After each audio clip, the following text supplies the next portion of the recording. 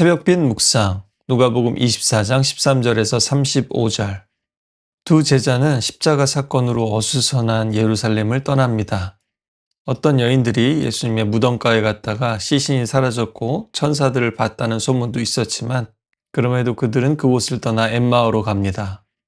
그들은 슬프게 걷고 있었습니다. 단지 예수님이 죽으셨기 때문만은 아니었죠. 그들이 믿고 따랐던 모든 것이 무너졌기 때문입니다. 그들은 예수가 하나님의 능력으로 이스라엘의 회복과 구원을 이루실 거라고 믿었지만 그분은 범죄자들과 함께 가장 수치스럽게 십자가에 처형당하셨습니다. 우리는 십자가 앞에서 두 가지 반응을 보일 뿐입니다. 더 굳세게 믿음을 붙잡든지 아니면 엠마오로 향하든지. 두 제자는 엠마오로 향합니다. 그들은 더 이상 새로운 가능성을 생각할 수 없습니다.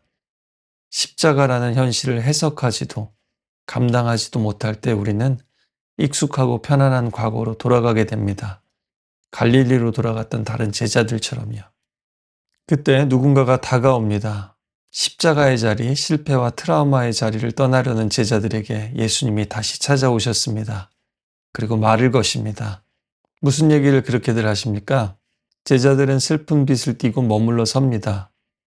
놀랍게도 이 사람은 예수님의 죽음도 무덤의 소식도 모르는 것처럼 보입니다. 아니, 최근에 예루살렘에 있었으면서 도대체 거기서 무슨 일이 일어나는지 진짜 모른다는 겁니까? 그들이 얘기해 줍니다. 그들의 눈이 가리워져서 그인 줄 알아보지 못하더라.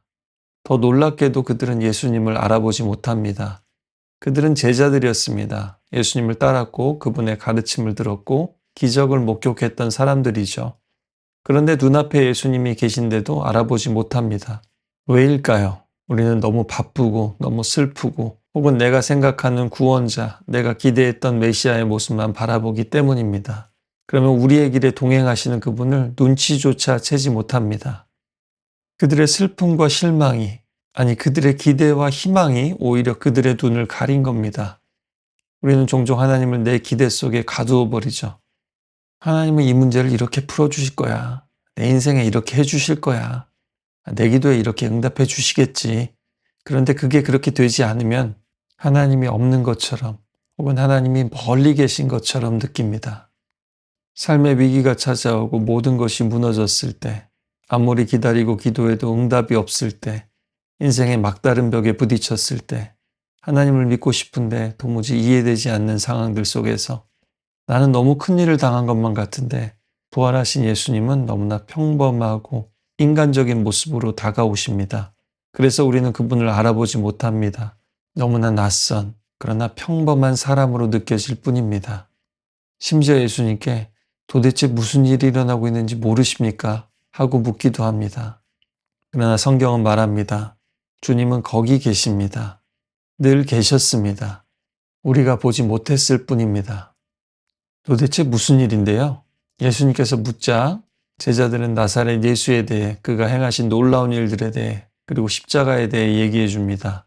십자가에 달려 죽으시고 부활하신 예수님께 말입니다. 우리는 이 사람이 이스라엘을 속량할 자라고 바랐노라. 바람, 헛된 바람이 되어버린 그들의 믿음과 소망입니다. 예수님은 이미 다 아십니다. 그런데도 묻습니다. 우리가 우리의 입으로 우리의 상처와 실망을 말하게 하시고 그 말들을 다 들어주십니다. 우리의 눈물과 마음을 예수님 앞에 쏟아놓게 하시고 그대로 받아주십니다. 그게 바로 기도이고 그분의 응답이고 또한 약속입니다. 하나님은 종종 우리가 모든 게 끝났다고 느낄 때 길 위에서 우리를 만나주십니다. 그때 이 낯선 이가 다시 말합니다. 미련하고 선지자들이 말한 모든 것을 마음에 더디 믿는 자들아.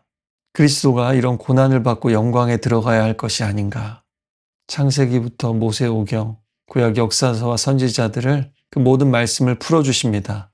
예수님을 만나고 부활의 주님을 경험하는 길은 말씀의 해석을 통해서 이루어집니다. 단순한 감정이나 체험이 아니라 복음의 렌즈로 예수님의 눈으로 성경을, 역사를 새롭게 보는 겁니다. 심지어 나 자신을 말입니다. 미련하고 더디 믿는 나. 말씀이 풀어질 때 마음도 풀어집니다. 머리도 풀어집니다. 인생의 문제도 풀어집니다. 그렇다고 예수님께서 새로운 정보를 주신 게 아닙니다. 그들이 이미 알고 있던 이야기, 출애굽, 고난, 예언들, 희생, 그 모든 것이 결국 십자가와 부활을 향해 흐르고 있었음을 보여주십니다. 모든 성경 말씀과 예언은 예수님을 향하고 있었습니다. 그리고 십자가는 실패가 아니라 구원의 길이었다고 말씀하십니다.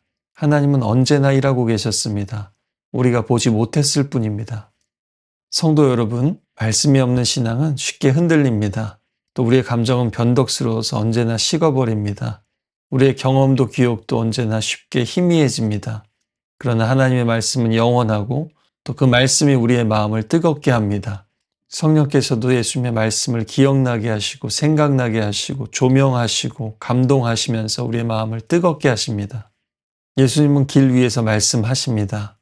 예배당이나 교회 모임에서뿐 아니라 학교에서, 주방에서, 직장에서, 징징거리는 아이들 틈에서 샌드위치 하나로 끼니를 때우면서 걷는 그 길 위에서도 우리를 만나 주십니다. 길 위에서 예수님은 말씀하시고 길 위에서 그들은 듣습니다.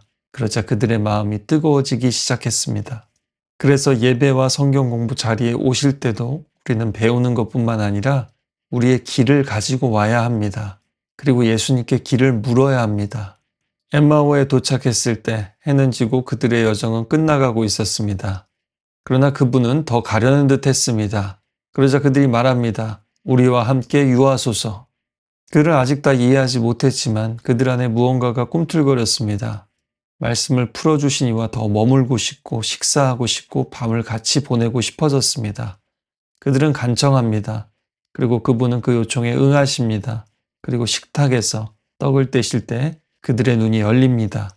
드디어 그들이 그토록 찾던 예수님, 함께 걷고 말씀하시고 식사하시던 그분이 거기 계셨던 겁니다. 바로 지금 여기 그들의 눈앞에. 말씀이 그들의 마음을 뜨겁게 했다면 은혜의 식탁은 그들의 눈을 밝혔습니다. 누가는 예수님이 베푸시는 잔치와 식탁을 계속해서 강조했습니다. 왜냐하면 하나님의 나라는 언제나 식탁을 통해서 드러났기 때문입니다.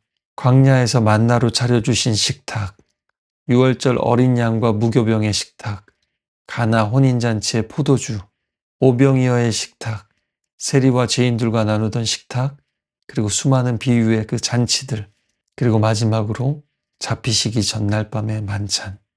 하나님의 구원은 함께 둘러앉아 먹고 마시고 나누고 사귀는 자리에서 임합니다.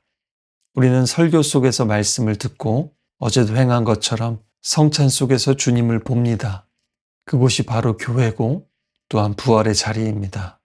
또한 일상의 작은 식탁, 성도의 교제의 자리, 말씀에 귀를 기울이고 예수님을 붙잡으려는 그 모든 자리가 부활하신 예수님을 만나는 자리가 될 수 있습니다. 눈이 밝아져 그분을 알아본 순간 예수님은 사라지십니다. 중요한 것은 그분이 사라졌다는 사실이 아니라 이제 그들이 예수님을 알아보게 되었다는 것입니다. 이제는 눈으로 보지 않아도 됩니다. 이제 그들은 압니다. 그분이 진짜 살아계시고 함께 계신다는 것을.